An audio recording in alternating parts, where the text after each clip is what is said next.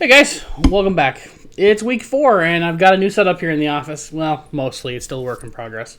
Since I missed last week's video, shout out to last week's high scorer, Brandon's blown call.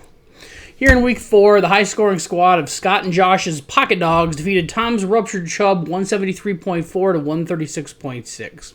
With the win, the Dogs moved to 4-0 and remain the only team yet to take a loss yet on this young season. If you've ever wondered what would happen in those arguments of what would happen if Alabama played to the worst NFL team, I just know it would be worse than what the Seattle defense did to the Giants last night on Monday Night Football. Multiple turnovers, a touchdown, and 11 sacks led to 35 points for the Seattle defense. The Dogs also got 30 points from DJ Moore and Devin Achane. It's Achane and not Achane, as corrected during the game this week. And then 25 from Mark Andrews. Yeah, pretty good week from the top guys.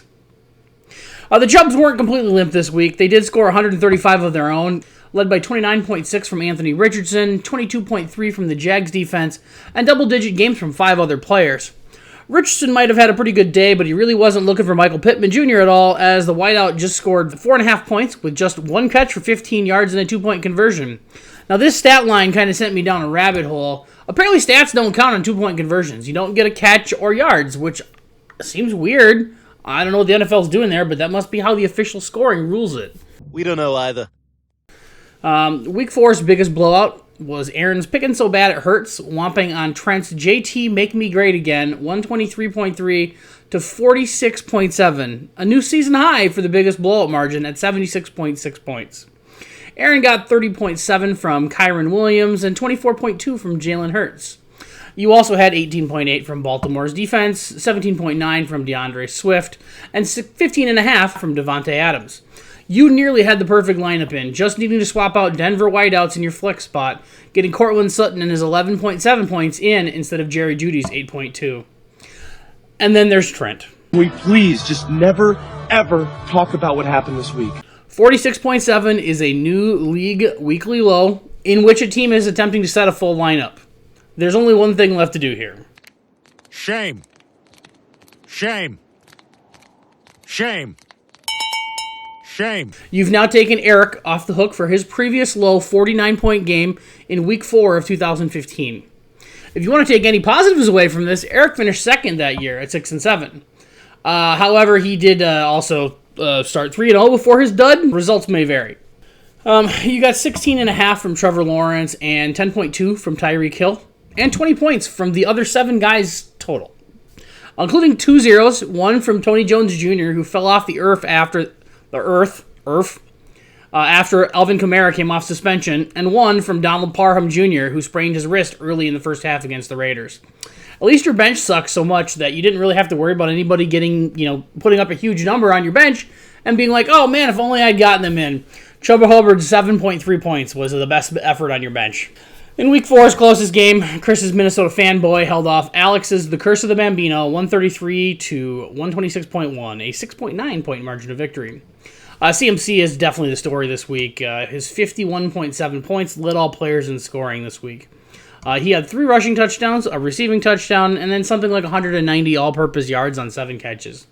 CMC's massive day plus Justin Jefferson's 26.5 points offset the 0 from Jordan Addison and the 0.7 point game from Jerick McKinnon that you got. Over for Alex, you got 31.3 from the Dallas defense against New England, 21.3 from Brock Purdy, 19.8 from Jake Elliott, and 16.6 from Amon-Ra St. Brown. You probably could have gotten a few points here from Tajay Spears instead of Zach Charbonnet, but it wouldn't have mattered to get you enough to win. The problem really was your tight end, Mr. George Kittle, spent most of the game helping to block for the runaway freight train that was Christian McCaffrey in this one. The freight train's back in service! Elsewhere around the league, we have Lee's very happy ending knocking off my Los Pollard Hermanos 131.7 to 100.5. I had the top scorer here in this matchup with Puka's 34.3, but Lee had the more consistent team game with 3 players scoring 22 or more points. If Dallas's defense would quit stomping on people, maybe I could actually get some points. That's 2 defensive blowouts in 4 weeks, meaning minimal points for Dak and Tony. Derek's fucked up, but on purpose, defeated Brandon's blown call, 142 to 107. Derek got 41.5 from A.J. Brown and 27.9 from Justin Fields to lead his squad in scoring. Brandon got 28 points from Lamar Jackson and 21.7 from Bijan Robinson. Drew's 49 My watch keeps dinging this. I take my watch off. Drew's 49 problems rolled past Pope 2.0's poo-poo, 125 to 80. Drew got 37.1 points from David Montgomery and 27.9 from Josh Jacobs. Strongest pair of performance from a pair of running backs this week. Eric got 23.4 from Justin Herbert, 12.2 from Keenan Allen, and 11 from Riley Patterson.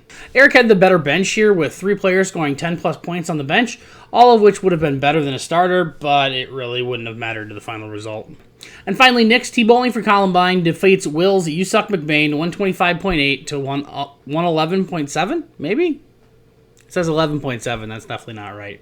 Nick got 36 from Stephon Diggs in the blowout of Miami, 27.8 from Isaiah Pacheco, and 21.4 from Alvin Kamara. Stephon Diggs promptly offset the 36.5 points that Will got from Josh Allen, but Will had no answer for Nick's running back duo, getting 20 points from Jahmyr Gibbs and Jalen Warren.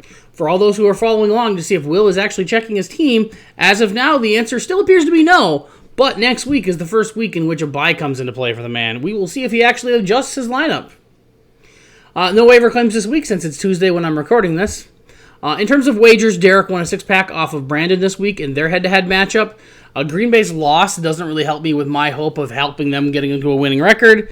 And then there's the whole mess of Darren Waller. Tom is not having fun with his wager anymore. Waller currently sits at tight end 12 in terms of total points and tight end 13 in terms of points per game, which is decidedly less than the top 2 that Tom needs him in for both of his wagers versus me and Derek. That's it for week 4. I know this is going to be a quick one. The Brewers are currently playing in the wild card game, and I want to watch that instead of doing whatever this is. I originally had a joke here about the Twins, but the last one I made cost us 3 runs, and I apologize for that. And while I've been sitting here recording this, they blew and gave up another run, another solo home run or something. I don't know. So if you see me looking over this way, I'm definitely watching the game over there on my gigantic TV that I bummed off of Nick. So that's an addition to my gaming room here. Thanks, Nick, for that. It is way too big for the space. So that's it for this week. We will see you back here for week 5 next week.